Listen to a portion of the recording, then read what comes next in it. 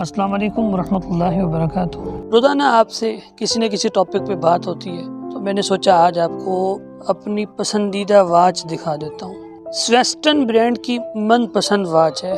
इसके बारे में मेरे ज़ाती तासुरात ये हैं कि ये आउटस्टैंडिंग चीज़ है। ये लेदर बेल्ट है, इसका वाटर प्रूफ है, इसमें 4 कलर अवेलेबल हैं और रेट भी बहुत मुनासिब है। सिर्फ 3000 रुपये बमा पार्सल इसकी कीमत है और इसके जिन कस्टमर्स ने मुझसे ख़रीदी है उनके फ़ीडबैक भी मेरे पास हैं। बहुत अच्छा फ़ीडबैक है, मुझे भी पसंद है।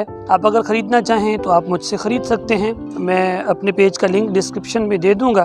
और चूँकि रोज़ाना आपसे किसी न किसी टॉपिक पे बात होती है, तो मैं आज आपके सामने एक हदीस भी रखना चाहूँगा।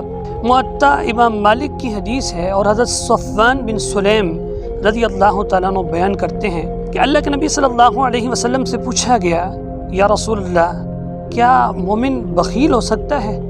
अल्लाह के नबी सल्लल्लाहु अलैहि वसल्लम ने फरमाया, हाँ हो सकता है। पूछा गया, या रसूलल्लाह, क्या मोमिन बुज़दिल हो सकता है? अल्लाह के नबी सल्लल्लाहु अलैहि वसल्लम ने फरमाया, हाँ हो सकता है। पूछा गया, या रसूलल्लाह, क्या मोमिन झूठा हो सकता है?